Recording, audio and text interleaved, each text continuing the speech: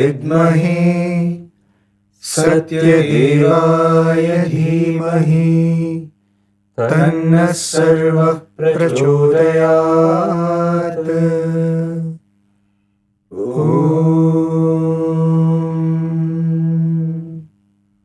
शान्ति शान्ति शान्तिः। Loving Sairam to everyone and a warm welcome to each one of you, dear brothers and sisters, to this panel discussion from the studios of Sri Sathya Sai Media Center. I am Vishu and along with me is Prem, again from the Media Center, as well as brothers Amey and Sai Giridhar from the Sri Sathya Sai Center for Human Values. The month of April is a month of reflection, introspection, inner awakening. Every Aradhana day, your mind goes back to the events that led to April 24th and the 3 days after that, those harrowing 3 days when you could not do anything. You could not eat, you could not sleep, you could not think. You could only pray, pray, pray and weep and wait for a miracle to happen. And every time Aradhana Day comes, that deep-seated sorrow surfaces, that sorrow of missing Bhagawan. And that sorrow takes the form of tears streaming down your cheeks. These are tears of pain, tears of separation, tears of feeling like an orphan. And at the same time, these are tears of gratitude, tears of penitence, tears asking forgiveness, as well as tears expressing your undying love for Bhagavan. And so every Aradhana Day has been a very, very poignant moment for each one of us, isn't it, dear brothers? Absolutely. In fact, the month of April itself, the way Bhagavan chose this month of April, it would typically be after Shivaratri that Bhagavan would leave to Vrindavan. And it was almost like the spirit and the soul of Prasanthi itself left. And added to that, the dry summer of Rayalaseema, we would leave the hearts even drier. And it was a journey that Swami took us through the years and even through the months leading up to April, when the number of darshans reduced. And every time, otherwise the eyes that would wait to see that orange form would now be closed, and we would only see the chair coming out and the aarti being taken. But many times when I reflect on this month of April, I wonder why Swami chose this. And one of the things that comes to my mind is that this was the time in April that all the students and most of the residents of Prasanthi would leave back to their hometowns. Yes. Primarily because Swami was not here. Swami would be either in Kodaikanal or Swami would be in Vrindavan. And so he chose this particular time, I think, in my humble little opinion, to probably cause as less harm or pain to us. Because I think even in his leaving his body, he did not want to cause pain to anyone. So he chose a time. All the other months of the year have some festival or the other, except this one month of April. Probably Ugadi sometimes, it falls either in first week of April or in the last week of March. So I think even this month of April was chosen in such a way that he could cause the least amount of pain to us. No, when I reflect about the Aradhana Mahotsavam, pain is something that we cannot, it's an emotion which we cannot put aside when we're talking about this month. I'm reminded of, the classic Vedantic analogy of seeing a snake where there's a rope. And Swami would explain that, see, if it was completely dark, there's no fear because you don't see anything. If it's completely bright, you know what is there, so there is no fear again. But the problem comes in twilight, when there is little light and when there is little darkness. When we look at Swami, we have the enlightenment that here is a personality which is beyond the body, which is divine, but we also are in the darkness of being attached to that form. So I think it is that duality, that twilight of wisdom is what is causing the pain.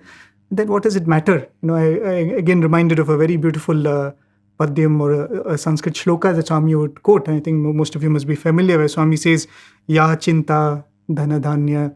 Swami says, you cry for your family, you cry for your wife, you cry for your child. If you cry little for God, the dwara of Yama will open and you can walk in royally. Swami says, what does it matter? I mean, even if out of illusion, if you're crying for Swami, I think that tears and that pain is not going to go vain. Having said that, Brother Prem, the analogy of snake and rope as it goes, the conclusion of the story is a wise man walks with a lamp to throw some light on, what is apparently a snake there. But in the presence of that light, one discovers that it is not a snake, but it is just a rope. Yes. And having seen the rope, one cannot see a snake again or assume a snake again. And Bhagawan is that light in our life. Yes. In the twilight of confusion in our life, he is that light that has come to illuminate in a way that we can never revert back to such ignorance. And this Aradhana Mahotsavam is a day of celebrating that moment where Bhagavan reveals himself to be the presence beyond the veil. Yes. We see that every day in Prasanthi Nilayam, Aarti is given to Swami. And after Bhagavan receives Aarti, the curtains close. And all of us bow down and walk away. And even in that, Bhagavan has given a great lesson. If we actually see behind the curtain, Swami's Sannidhi is very much there. His presence is very much there. Kind of symbolic to convey to us the significance of Aradhana is while we go about our duties of our day-to-day life, we must discover Swami to be the presence beyond the veil. Wow, I think that's very beautiful, brother. In fact, as you said, he is that light in the twilight of confusion of our lives. And I think whoever has been touched with that light is never the same again. Once Bhagavan has entered your life, you are never the same again. And even though we miss him now, we miss that form, we miss those interactions, we miss those conversations, we miss to see that glory and grandeur of him in various festivals. But at the same time, when we look at what he has left with us, what he has still given us, it is still so much. There is so much that he has left for us to recreate everything that he gave us.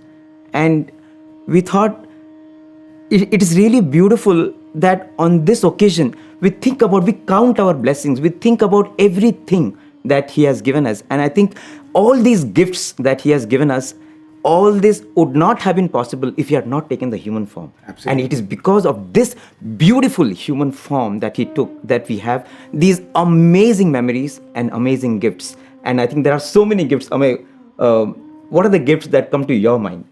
I'm reminded of one very beautiful interaction that happened. This was, I think, in the year 2006, when there were a few students, a group of students who had the opportunity to go inside every day for cleaning purposes. And obviously cleaning was the excuse, because what would follow was the divine interaction with Bhagavan. And they spent a golden 2 months, everybody, all of us were outside while only these 9 boys would go inside.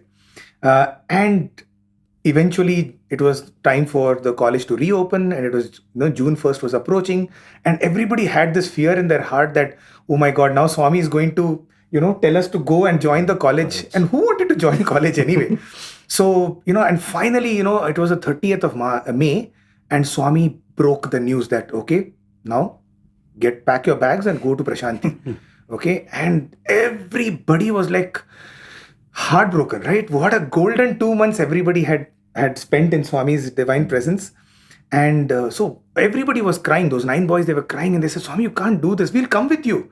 1 month of college, nothing is going to happen, we're not going to miss much anyway. And while each one was kind of telling Swami, that Swami, we don't want to go. Swami, please let us be with you. Swami said, see, At some point of time, this has to end, isn't it? There will be this separation, isn't it? So, Swami, then how do we overcome the separation? Because it's just excruciating, the pain.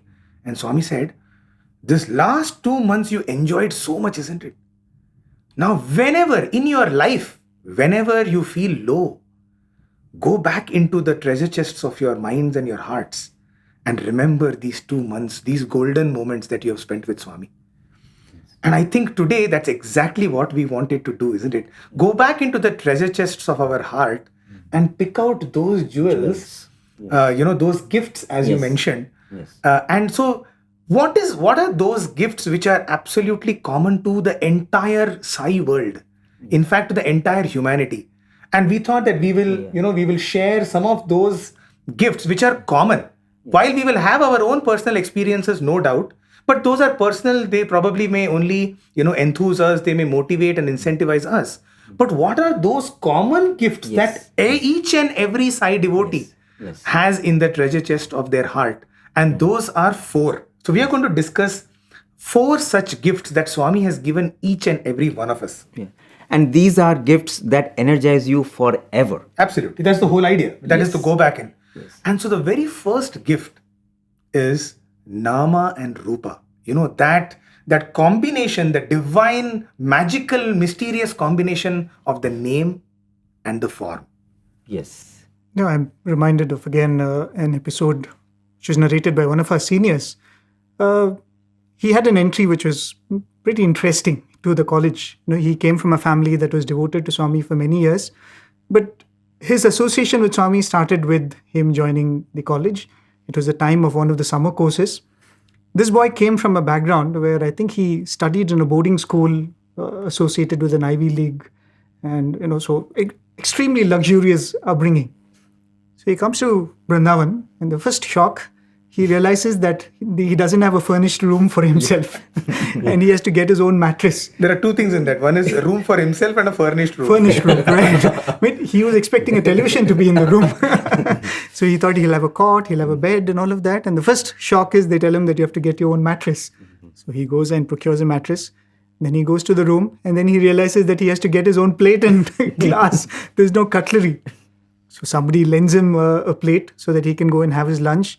He goes to the dining hall, he has to sit down and eat. He's never sat down and eaten in all his life, right? So you're saying shock after shock. Then finally, evening when they are supposed to go for darshan, somebody comes and tells him you have to shave off your mustache.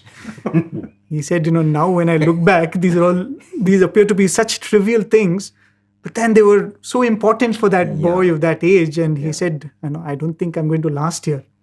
So he was already making up his mind that probably the next day he will pack his things and leave, right? So he was just going through the entire day like this. And morning they went for darshan, Swami came, but still this confusion in his mind. Finally that day the summer course started, and in the evening Swami invited all the students to come and sit in the Trahi lawns. So he was seated there with all these problems in his mind. And at one point he said, why am I so agitated? It's such a pleasant environment. Let me just be calm and enjoy this. And as he was sitting there, we all have had the opportunity to be seated in that setting. Stillness, complete stillness, just the chirping of the birds. And then if silence can become more silent, that's when the hush when Swami is coming, right? So there is the hush. Everybody is looking at the Trahi door, beautifully ornate Trahi door. And as it opens slowly, Swami is standing there behind the door with his hands in front of him. You can imagine, that sight. Creaseless robe, beautiful smile on Swami's face, the breeze playing with Swami's hair. And he sits there and he says, I have never seen anything more beautiful than this. He said, I've never seen a sight which is more enchanting than this. And he said, for this, I'm ready to undergo anything. He said, that moment, he said, for this one sight, for this one Lord, no amount of difficulties in life is unsurmountable or big. And, later he says that he became a investment banker, and all through his career, he ensured that he would never go farther away than Bangalore or Hyderabad or Chennai, so that overnight when he wishes he can come and see that beautiful I think form. that's the magic of the form, isn't it? Isn't it? So we all have been at one point looked at Swami, and sometimes I tell people, Swami, you've taken away all the beauty to yourself. But I think that's the purpose, Yes. so that we can, those of us who are so easily pulled away to the world and the charms of the world, had to be pulled away from the charms of the world by this charming Lord. Yes. And in fact, one great thing about this Swami is that he has allowed himself to be captured, in reels. And his voice and everything of him, he's allowed himself to be captured. I'm sure it would be like what the Gopikas felt for Krishna and what the Vanaras and the devotees of Rama would have felt for Rama, right? That beauty. In fact, I'm reminded of another very senior devotee, Mrs. Ratanlal Amma, who spent many, many decades in Bhagwan's close proximity. She was telling that even before she came to Swami, her house used to be buzzing with the activities of several great personages from the Himalayas, great Siddha Purushas coming to her house and having food over there, and would just live over there. And there, one of the things that Almost for months together, her father, would serve them, would have the host them, opportunity. So, when she first heard about the name of Satya Sai Baba, it was not very new to her, because her whole life, from her young age, from her childhood, she had seen something like this. Babas were not. Babas were not new to her. Yeah. So she had a mental image of what a Baba would look like, So she thought that coming from the Himalayas means he will be having like a 56-inch chest and, like a 6-footer, solid body and kind of... In Kasturi sir's words, a reverent looking beard. Yes, where the progress of your spiritual progress is directly proportional to the length of your beard, right? Something like that. And so she was visualizing that, okay, and in walks, the first time she has the darshan, is this tender little lad of roughly about 30-35 years, okay, with the hair, with a crown of hair around. And she reveals, she says that even while she saw Swami's form, there was an magnetic attraction in her heart. She felt like going and hugging this, and cuddling and fondling this tender little, and she couldn't believe that, is this a sannyasi? Because it was completely different. That's the magical form, I think, of Bhagawan, isn't it? Yeah, in fact, Swami's form is so beautiful that Bhagavan himself would remind us from time to time that he has taken this form for our sake, and we must not miss this opportunity to contemplate on his beautiful form. I remember in Bhajan Hall once, when we were all sitting and doing bhajans, Swami was on the beautiful throne out there, and Swami saw few students closing their eyes, and immediately he pointed out and said, "Hey, ask them to open their eyes. This opportunity they will not get again. I am sitting here so that you open your eyes wide and have the full darshan of the avatar." So time and again Swami has reminded us of this. In one such interaction with students, when students were praying to Swami for sadhana, some way in which they can progress in their spiritual sojourn, Bhagavan aptly reminded the students, saying that this form that he has taken is verily for the sake of devotees. And it is a very simple form. In fact, if he would have come as Sri Rama or Sri Krishna or the Lord in all his paraphernalia, imagine Vishnu, the Shankha Chakra Gada. Shiva, or with Shankha Chakra Gada and all the paraphernalia, it's so difficult for an ordinary simple human being. Too many things to remember. Too many details to visualize when you are especially meditating on his form. So Swami said that for this Kali Yuga, where there are lots of discounts, otherwise we have to do 1008 Gayatri. Yes. Swami says at least do it 3 times while having a shower or while having food. So among those discounts, Swami, keeping in mind the situation and circumstances, brought a beautiful form. And in Swami's own words, he says that, see, it is so simple to contemplate on me.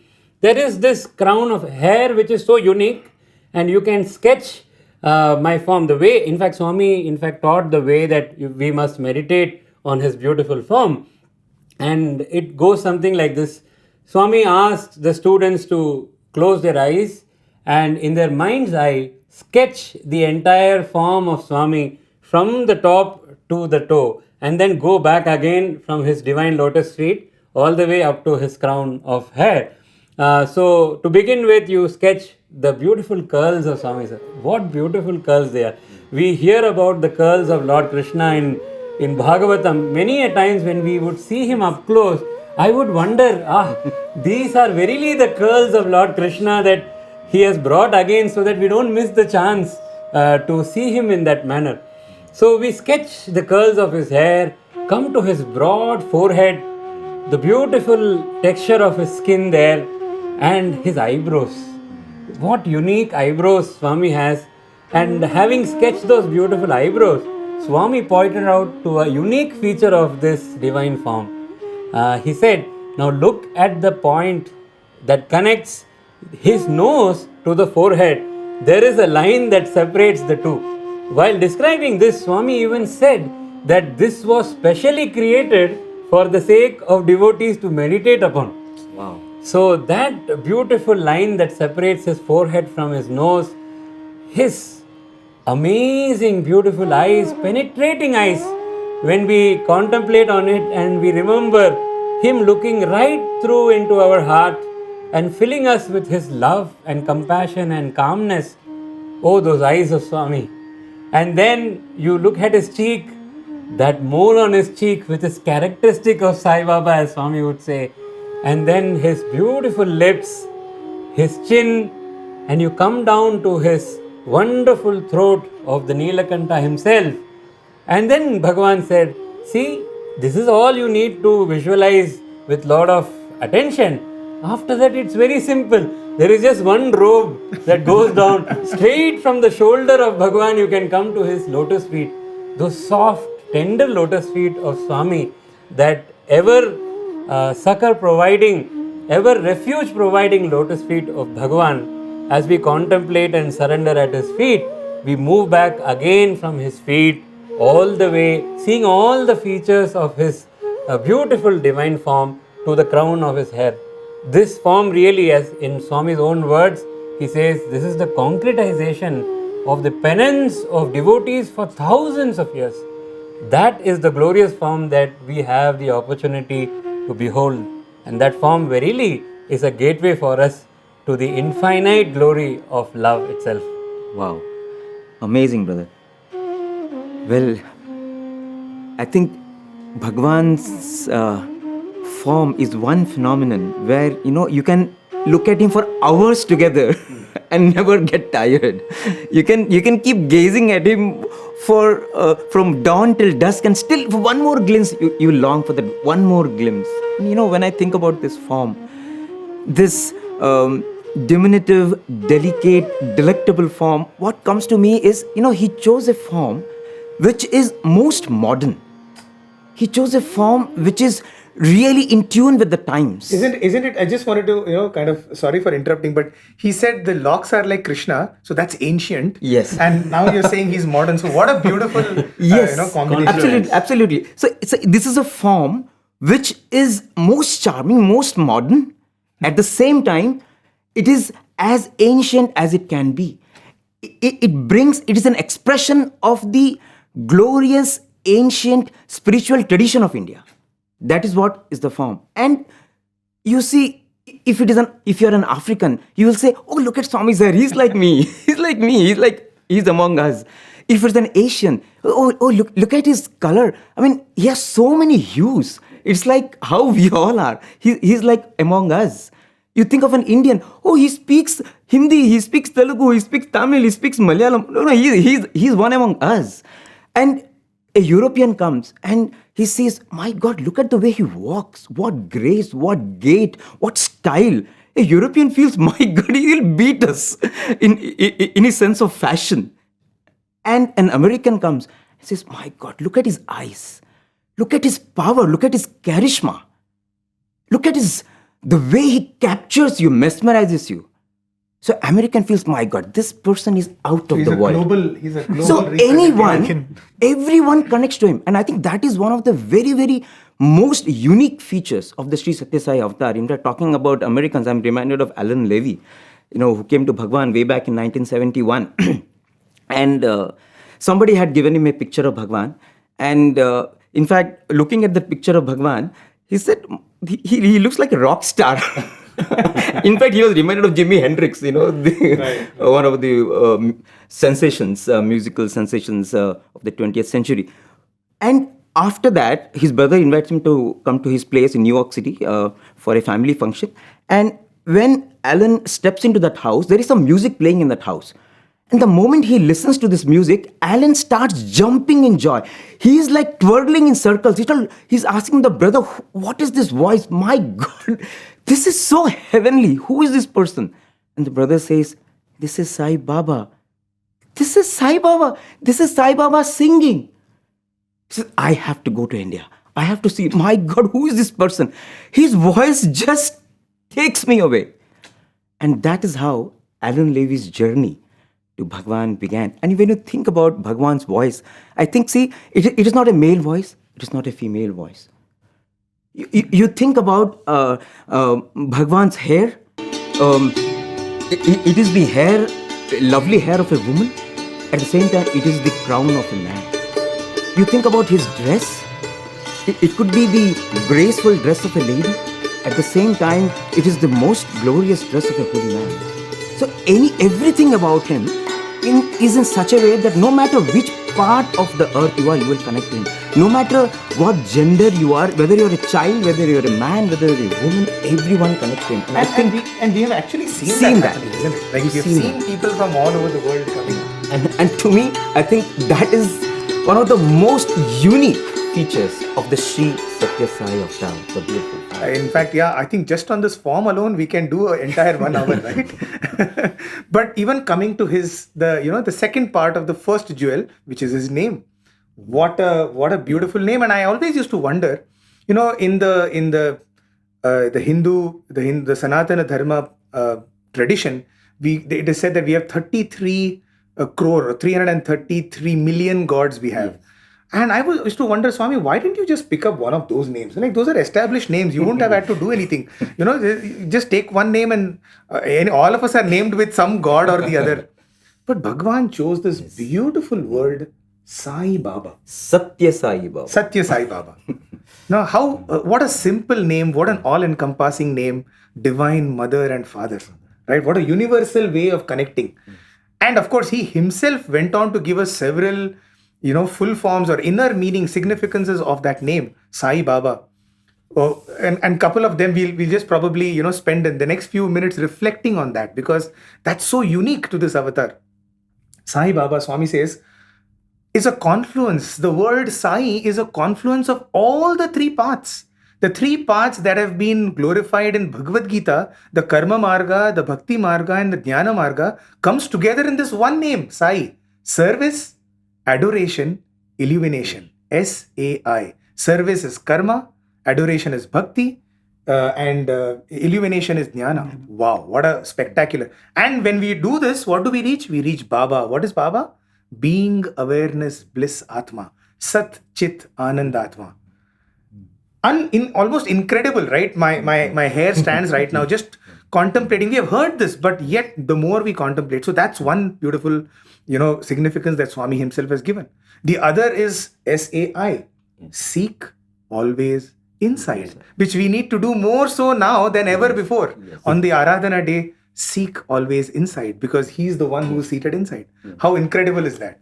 Right. The one I'm reminded of, and probably even a little fond of, is when Swami says SAI stands for Sai first, all others next, and I last. I mean, it's a mantra for life. Wow. It is the definition of dharma. Yeah. Right? It's the definition of dharma. It is the definition of the path that we all have to walk. That whatever decisions we make, whatever choices we make, give that preference to Swami. And then is it useful to others? Yes. Paropakaratham idam shariram, Swami says.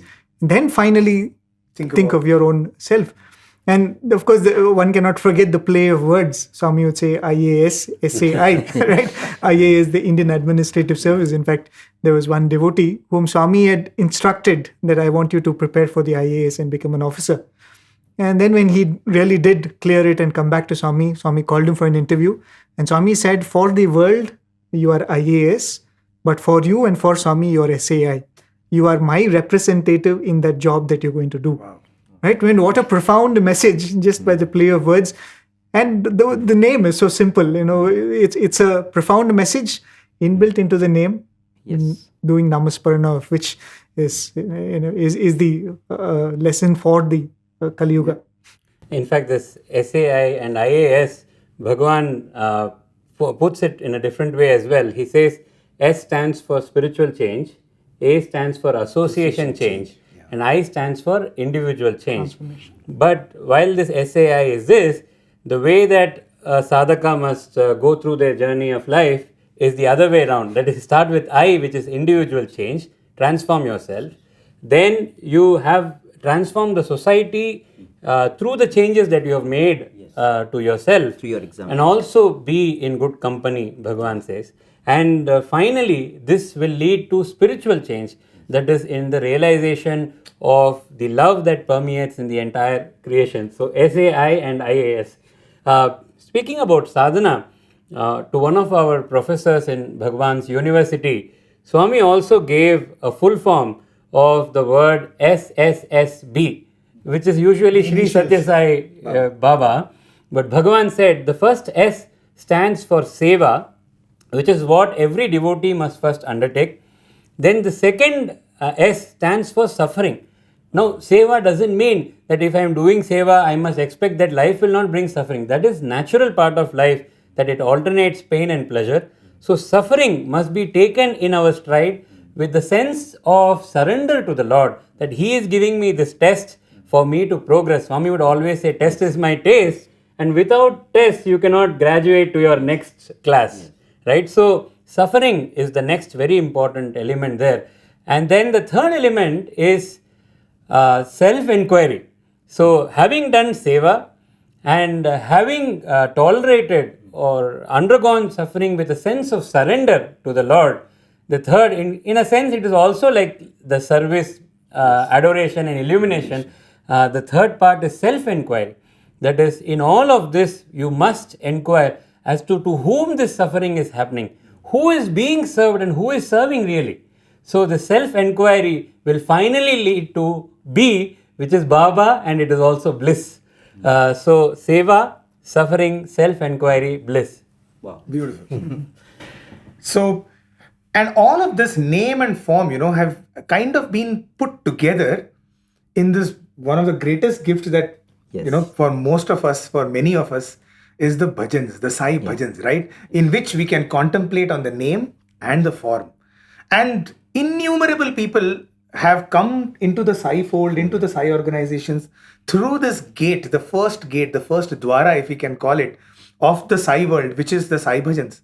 And the way the Sai bhajans has played, there are innumerable instances. I'm just reminded of one very quick one, let me narrate, of a person who was going through tremendous amount of pain in his life, so much so that it had overpowered him and he wanted to end it. And this happened in London. And so he wanted to give up his life jumping into the river Thames. It's a freezing water. So he thought, once and for all, let me finish this entire, this ordeal that he was going through. And he says that as he was about to jump, there is this voice, very strange voice. He's never heard this voice, which says, no, you will not. And try as much as he may, he was not able to do that. So eventually he kind of lost the plot, or rather lost the idea of jumping in. And so he said, I'll come back tomorrow and I will try. And as he walked through the neighborhood which was nearby, he heard, needless to say, bhajans. And so he steps inside and he feels a sense of peace, which many of us feel. And at the end of the bhajan, a peculiar voice, a bhajan sung by a peculiar voice is played, that is none other than our Swami. And the moment that is played, he's able to, kind of correlate the two, which was the very same voice that was telling him not to jump. Wow. Right? It was the same voice. Same voice. It was the same voice, that was Swami's voice. And of course, needless to say, that was the turning point of his life, a transformation. Now, this man was a truck driver, okay? And he says that after years of service, he got the opportunity to take some relief material into the middle of Europe, the South Europe, where civil war was going on. And he was able to provide relief material to the warring parties. And it seems when the trucks would come in, the big convoy of relief material would come, both the warring parties would actually cease fire, okay, enjoy the relief material and then get back to fighting. So he was telling that, his life was so unique, from taking his own life to saving someone else's life. That was his journey. And he says it began with the voice, and it began with the name and form of Swami. That one session of bhajans. Yes, bhajans. So that's the magic of... In fact, I'm reminded of Brother Gautam Dutt. He was a student here and later on also served as a faculty member for so many years. He was staying in Udhampur because his father was working in the army, and Udhampur is in Jammu and Kashmir. And his mother was a very religious lady. She would go for any bhajans. And so someone told about Sai bhajans, and the mother started going every Thursday for the bhajans. And someone gave his mother a photograph of Bhagawan. So she brought that and she would keep it next to her bed. And after some time, Vibhuti and Amrit started coming out of the photograph. But Gautam had nothing to do with it. He was absolutely had no interest in that phenomenon, whatever was happening. They are two brothers, Gautam and Bharat, and they were in their own worlds. But the mother would go, and that's all about it. But then came the month of November when Akhanda Bhajans were being conducted in that center. And now the mother said that, she wants everyone to come for the Akhanda Bhajan. Now, Gautam's brother was too small to disagree, even though he was not interested. And Gautam's father tried to give some reasons, but mother prevailed upon, and he said, okay, I will come. And mother knew that, Gautam is a hard nut to crack. He will not be so easily won over. So in the night, mother goes to Gautam, and she says, can you do something for me, son? He says, what, mother? No, I want you to come for Akhanda Bhajan. And Gautam says, mother, I'm a young man. I mean, you're asking me to sit for bhajans? It's too boring for me. I really cannot do this, And mother says, just once, for my sake. And he says, okay, mom, but on one condition. The car keys will be with me. So I go there. I sit there.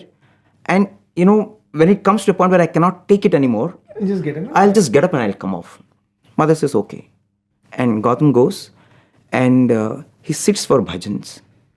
And he says, the moment he sits for bhajans, the peace that descends on him was such a different kind of feeling that he had never experienced before. Because he was someone who was always listening to English music. He was doing horse riding, he was doing boxing, he was doing mountaineering. He had a very flamboyant lifestyle. So bhajans was like something very, very alien to him.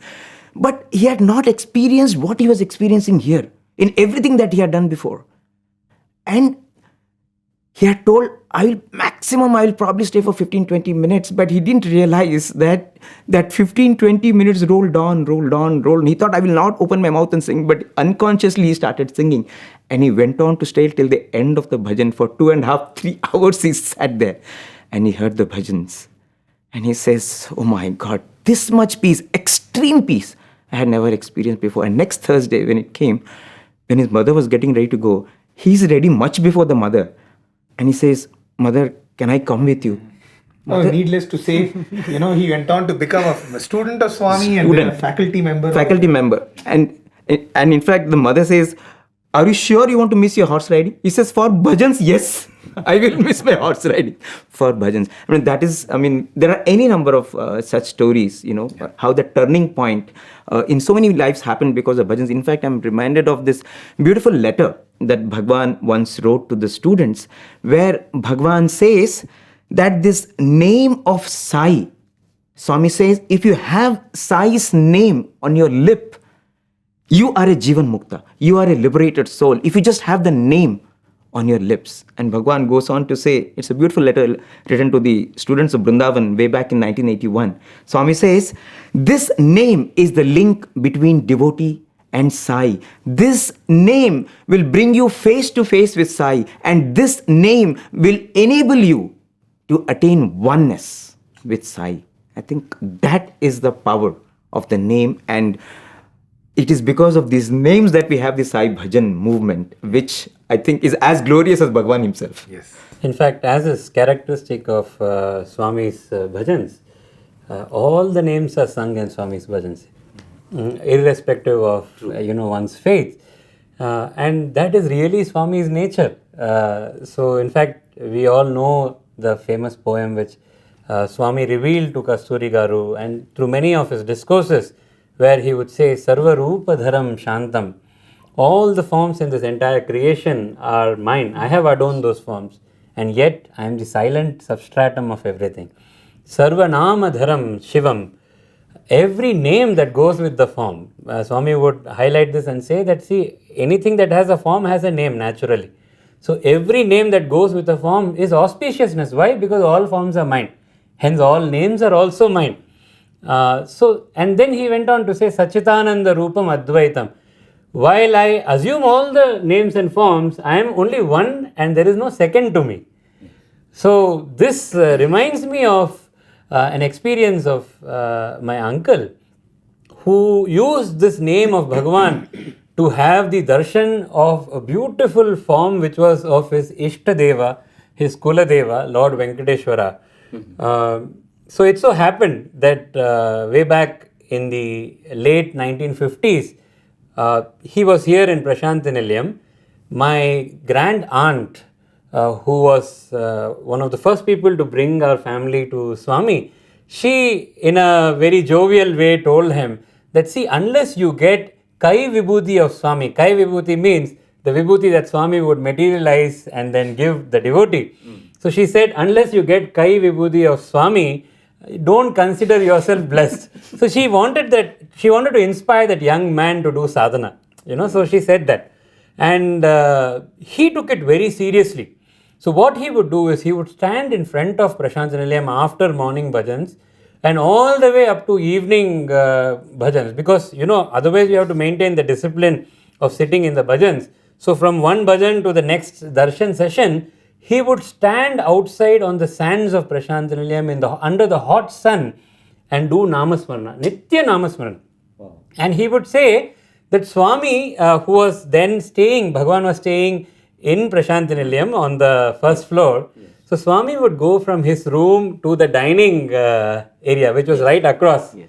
And while going, he wouldn't say anything. Sometimes Swami would look at him, smile and throw an apple or something like that. But he didn't eat anything. He kept all the prasadam with him because he wanted only the vibhuti, Kai Vibhuti from Swami. So he continued incessantly his namasmarana like this as a penance under the hot sun.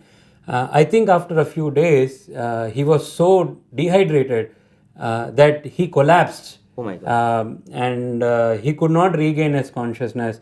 And people around there, carried him and took him inside the Prasanthi Mandir, the veranda in front of Swami's interview room. And they placed him there, and Swami came down, having informed. And Swami came right up to this devotee and materialized vibhuti and put it into his mouth. That was the adamancy of that devotee. Swami, mission accomplished. So mission accomplished. And Swami always says the devotee should be like that. Yes. Having asked what ought to be asked from the Lord, do not take a step back until you receive it from him. Swami often says that. Literally, Swami says you should tire yourself and fall down unconscious. Yes, and I think he did that literally. And he got blessed by that. So there is no effort that Swami will overlook, in love towards him. So Swami materialized the vibhuti and gave him, of course, he regained consciousness, and Swami told him, ask him to take rest, and once he is fine, he can come to the interview room.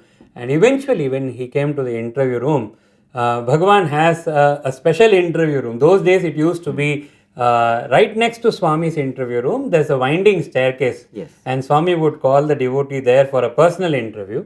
And Swami himself would stand on the first or the second step. And the devotee would stand down. but the distance between the Lord and the devotee was hardly anything, And he called my uncle there, and Bhagawan just called out to him, his name, Mr. Ganeshan is his name, he called out to him. He looked up, and what he saw was not the beautiful 5 feet 3 inches form of our Bhagawan, but he saw the grand form of Lord Venkateshwara, decked in all his grandeur and jewelry.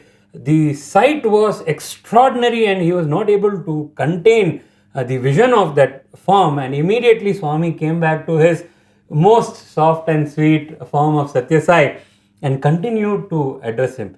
And then, while describing this experience, he reveals that his Ishtadeva, before he met the avatar of Bhagavan, his Ishtadeva and Kuladeva was Lord Venkateshwara of Tirupati, and Bhagavan revealed to him through the medium of his name that he is Sarva Rupa Dharam, that is, all the forms of divinity and all beings is Bhagavan's own forms. Wow. In fact, as you narrate your uncle's experience, I'm reminded of the story of my own father. For him also, Venkateshwara was everything. All the family ceremonies would happen in Tirupati until 1979, when father's classmate, who later on also became his colleague in the factory where they were working in Odisha, he gave one day a photograph of Bhagavan to father.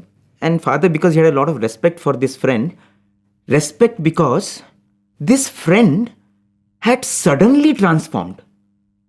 During the college days, he came from a rich family and he would splurge his money in all unnecessary things.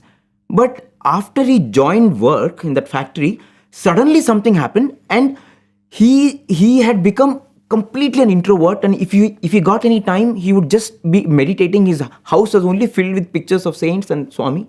So for father, how did this transformation happen?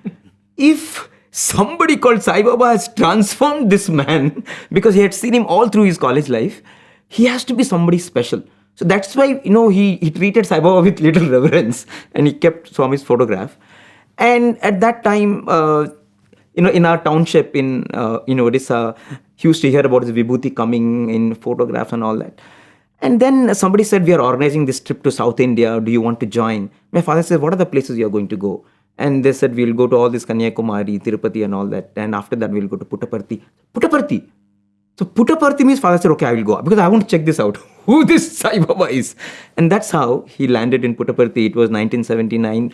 Vijayadasami, the day he stepped into Puttaparthi, it was the last day of Dasara, and Purnachandra Hall was crowded, and somehow he managed to get some space to enter into the hall, but he was not able to see because he's very short, and so finally he thought the only way he can see anything is just stand, and the best thing is just go right to the end of the hall. So his back was against the wall, and from there he saw Bhagavan.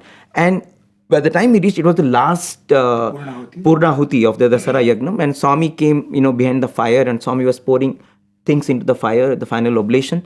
And as the ceremony concluded, he saw that Bhagavan raised both his hands, and in his characteristic manner, Swami started blessing everyone.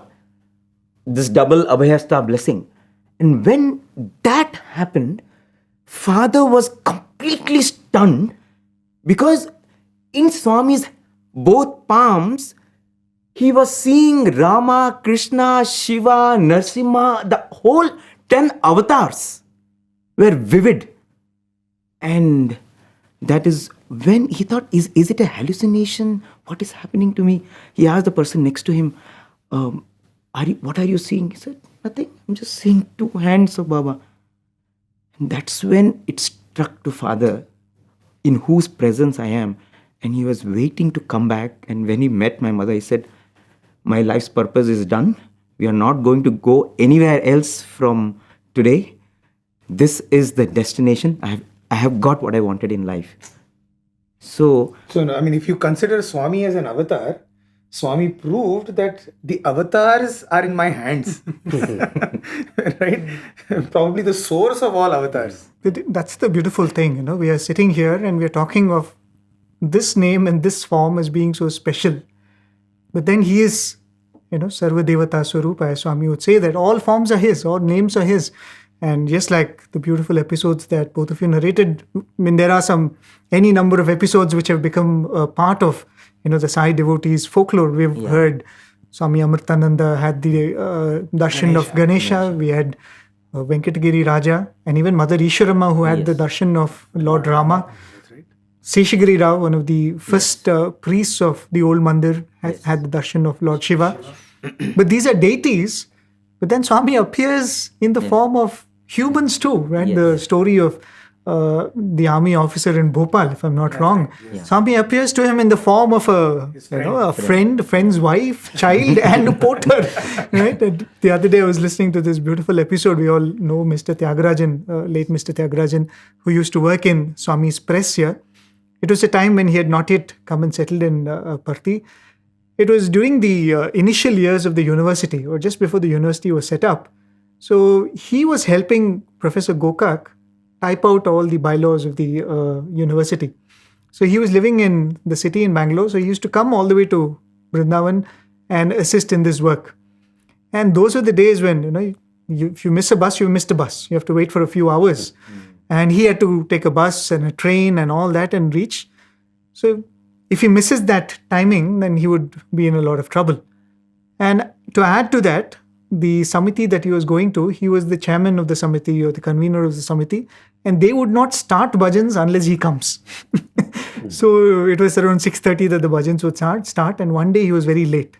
I think about 6:15 or 6:20 he comes out of Vrindavan, and he has missed the bus, and I think he's managed to go to Marathahalli or something, and he's got stuck there.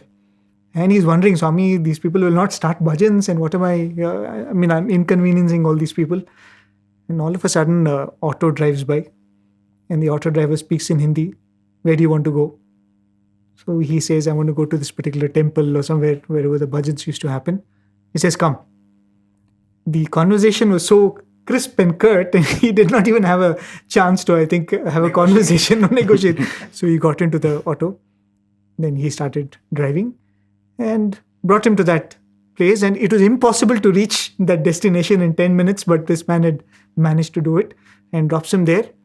And he asks, how much do I owe you? And that man looks at him and says, no, I don't take from you. In Hindi, all this conversation. He said, why wouldn't you take from me? And he said, no, I won't take from you. He says, okay, what is your name? He said, Baba. So from the conversation, he could make out as a Muslim gentleman. So he said, Baba is a very common name. So he doesn't think much of it. So he goes back, he goes into the Samiti, and they're very happy that he's come on time. The bhajans go on. The next morning, he comes to Vrindavan, and Swami comes to him and asks, am I driving the auto well? Am I a good driver? Right? So any number of forms, and I think these are experiences any number of devotees have documented who experience in everyday life. Even today, they continue to experience. And I think the number of times when Swami has come to us in a different form and we have not recognized him is, that is also innumerable. I think, as Bhagawan mentions in one discourse, that for every instance of Prahlada or Dhruva that you talk about, that there are millions that you have not aware of. Right. We don't know only that. So I Swami think that is the beauty, that this is a Lord, he is not limited by form. He is not limited by name, because we have so many experiences where devotees who did not know Swami, who did not know Swami's name, called out and he reached out to them. So he is not limited by a name and form. But such a Lord chose this form, chose this name. It can only mean that there's something so beautiful and special and unique about it. And that alone is a reason enough to look at it as one of the greatest gifts that Swami has given us, the name and the form. Absolutely. And talking about that, we can, as we said, we can sit here the whole evening and talk about just Swami's name and form. But there is a very beautiful padyam, a shloka, where Swami himself described the form, right? And when you listen to it, you will feel that maybe Swami went into the mind of a devotee and described this form. So, dear listeners, we would like you to listen to this song, this padyam. Unfortunately, it is there in Swami's voice, but the quality of that is not very good. This is from the 1974. This is a 1974 Samakos discourse. Towards the end of the Samakos, I think this was the last discourse, my Swami said, I generally don't talk much about myself, but because many of you don't know, I thought I will talk about myself. And Swami very beautifully describes his form in this padyam, and which we would invite all of you to listen and enjoy.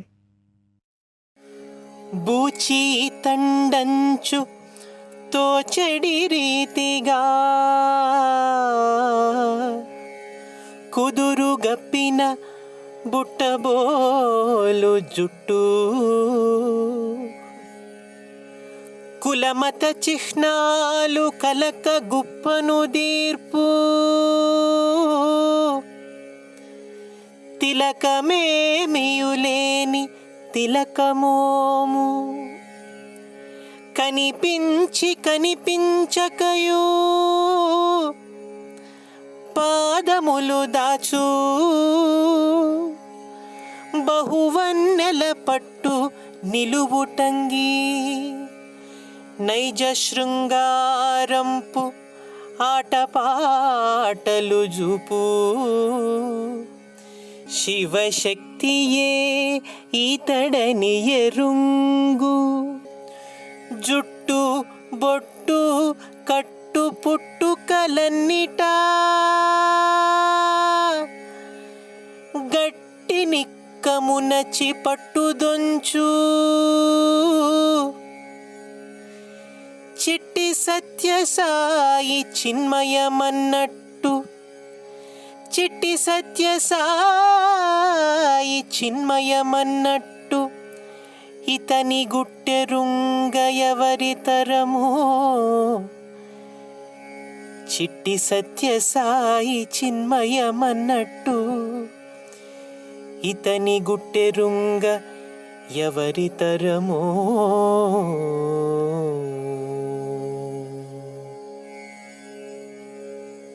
What a beautiful padyam, and what a beautiful way of describing Swami. I mean, I don't think any of us could have done justice to that. And literally every scene which we've been blessed to witness comes in front of our eyes, even as you listen to that. Reminded of a very beautiful episode narrated by Dr. Hislop. And I think it's very relevant, even as we are talking about the glory of the name and the form. It's his first interaction with Swami. To cut a long story short, he's a person who has done immense sadhana. He's an intellectual, and his approach to spirituality was very intellectual. In fact, he describes himself as a person with a dry Western heart. Right? There's nothing for emotion, no place for emotions and feelings. And if you had to tell him anything spiritual, it had to be intellectually reasoned out to him. And a long journey brings him to Swami. And when he comes to Prasanthi Nilayam at a time when he says there were 8 or 9 overseas devotees and 30 Indian devotees. Wow. That's all were there. And they were given accommodation. And one day they were told that Swami will come and speak to all of you. And a shed was given where they were all seated. And then Swami comes. And the same experience that we've been talking about, he was mesmerized with this form. He said, "Is he walking?" And his eyes and his smile and everything. He said it was a sight that he had never seen before, that he started losing consciousness of what was happening around. And he went into a very deep state of stillness, and being a sadhaka, being a meditator, he knew that it was not ordinary. It was a very deep state of stillness he was going into, and he was turning within. He had lost consciousness of what Swami was doing around. And in that stillness and in that silence, he said there was a movement. And he describes that movement as the wind from the fluttering of a butterfly's wings. As gentle and subtle as that. And he was wondering, what is this movement? What is this thing I'm feeling inside? And he realizes it is love. And he says, I've never felt love like this before, because it's a dry Western heart, in his own words. The spring of love had. Right. And he said, I was feeling this love. And he said, what is this love? What is this sensation? And when he was looking deeper, he realized it was Swami. He said, it is Swami. And he just came out of that, and Swami was walking around. And then later he again meditated, and he started asking, who is this Swami? And the answer that he got from himself is, who can enter the heart of a stranger uninvited and enthrone himself there? It must be the Supreme Lord. Right? And he says after that, there was no going back. There was no doubt. There was no questioning who is this Swami. The reason why I'm saying that this is a very beautiful episode and very profound episode is today we are all sitting and talking about Swami and Swami's name and form because we feel that love inside the heart, because he has enthroned himself inside the heart. Otherwise, it's another name and form. For billions of people in the world, it's another name and form. So if we really want to make best use of this name and form, we should cherish and foster that love that we feel for this name and form inside our heart, isn't it?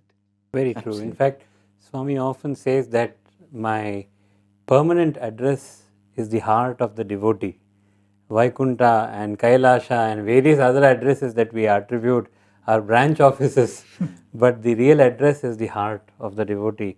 And there might be many devotees today listening to all these stories who may feel that they may not have had the privilege of seeing Swami in the physical form. But here is an experience which was a divine Leela of Swami to help us understand how we must experience him even today. This happened to a student who was here in Prasanthi, and bhajans were going on, and Swami had for a short while taken his vehicle and gone out somewhere during the bhajans. And this student, as he was singing bhajans, and because Swami's physical form was not around, he closed his eyes and he visualized Swami's form as if, Swami was amidst the trees in the garden, and how Swami would sway his body, and you would see those beautiful coconut trees in Prasanthi Nilayam also swaying to the breeze. And he was visualizing Swami in this manner within himself, and suddenly he sensed a change of environment around him. His eyes are closed still, and somebody just tapped him from behind, and when he slowly opened his eyes, he saw Swami standing right in front of him physically, swaying in the same way that he visualized Swami's presence in him. And Swami just gently bent down and told him, outside Swami, inside Swami, same sir. So the Swami that we visualize in our heart, in our mind, is the same Swami, because actually there is nothing other than him. So moment we contemplate on him in our heart, in our mind, the real presence that he is very apparent to the devotee. So anybody, even during these times, can experience Swami through the glory of his Namarupa. Wow. In fact, I'm reminded of how in Kodaikanal, once there were students with Bhagawan, and they saw how one person was struggling to get one moment with Swami. And Swami later told the students that one moment that this devotee is seeking, you have got 1,000 such moments. But that one moment for that devotee is 1,000 times more powerful than all these 1,000 moments that you have got. Because he takes that one moment and he thinks of it in 1,000 times intensity. And Swami says, any person, whatever 1-2 moments that you have got with Bhagavan, and all of us have got that moment, whether with the physical form or experiencing the inner Swami, we all have got that moment with Swami. If we can take that moment and if we can think of it with that much intensity, Swami says, if you think of that moment with 1,000 times intensity, I will ensure that that moment is recreated for you. I will recreate that moment for you. How he will do it, he has a million ways to do it, but he will do it.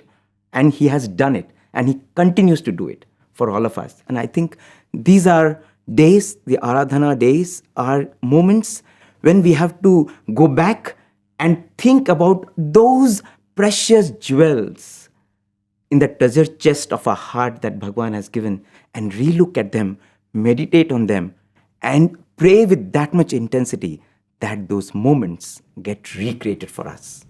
In fact, when you were talking about that incident of outside Swami and inside Swami, possibly one of the objectives of the avatar to come in a human form is to introduce us to the Swami within us. Because we have forgotten the Swami within us, he has to come outside and reintroduce us to the Swami, which is who is seated in our hearts. And one thing that sums up, we wanted to cover three jewels in this episode, and we could just do justice, and we have not even done full justice to this one. That is the grandeur of the avatar. That is the grandeur of the presence that was there amidst us. The one on this one note, maybe we could end that it's not over. The story continues. Yes. Because if you look at this one beautiful character in the Ramayana of Mother Shabri, this was a lady who was told, this was a little girl who was told by her guru that Rama will come and you shall have the darshan of Rama. And what follows is decades of that kind of consistency and intensity every single day, when she would clean up the path, when she would smoothen the rocks, when she would taste the fruits, hoping that that is the day when Lord Rama will come. And days and weeks and months and years passed by, and the rest of the world told her, oh lady, you're stupid. Why will the Prince of Ayodhya come here down south? And she just held on to that feeling that yes, my God is going to come because my guru told that he would come. And yes, he did come. And you know what happened after he came? It was not that she had a happily led, a happy life led ever after. No, it was just that moment where she could feed the Lord, clean his feet, and that's it. Her sojourn on this earth was over. We have that power to recreate. We have that name and the form that can recreate and bring Bhagawan back into our lives and to experience the joy of being in his presence. Dear brothers and sisters, let us take this opportunity of Aradhana to delve deeper into the treasure chests of our hearts and hold on to that name and the form to recreate that divine presence in our lives. So, dear viewers, brothers and sisters, we just took this one jewel, name and form, and there are so many more jewels which, in a manner of sorts, are the legacy of the Sri Sathya Sai avatar. And we'll pray to Swami that we get more opportunities to continue this satsang. There are any number of jewels when you think about your relationship with Bhagawan. There are a few more that we have also thought about. And we will pray that in the future sessions, Bhagawan gives us the opportunity to share those beautiful moments of satsang with all of you.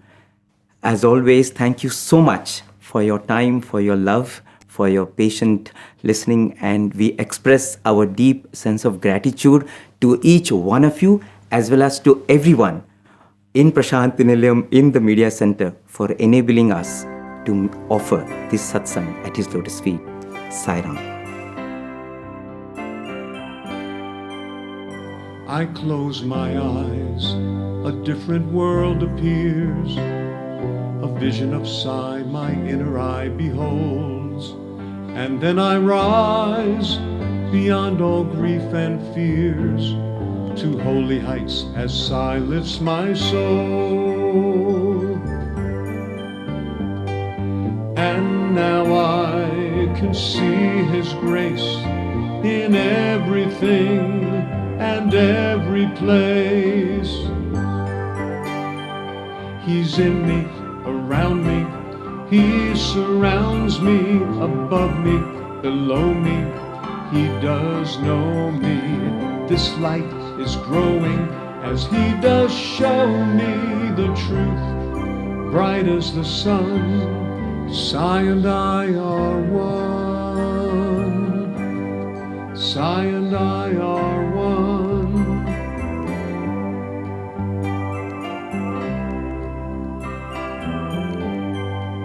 He's heard my cries, heard each and every prayer. He's been my guide, he stood beside me. I open my eyes, I see Sai everywhere, in all the beings and all the things I see. And now I can see his grace in everything and every place. He's in me, around me, He surrounds me, above me, below me, He does know me. This light is growing as He does show me the truth, bright as the sun. Sai and I are one. Sai and I are one. He's in me, around me, He surrounds me, above me, below me, He does know me. This light is growing as He does show me the truth, bright as the sun. Sai and I are one. Sai and I are one. Sai and I are one. Sai and I are one. Sai and I are one. Sai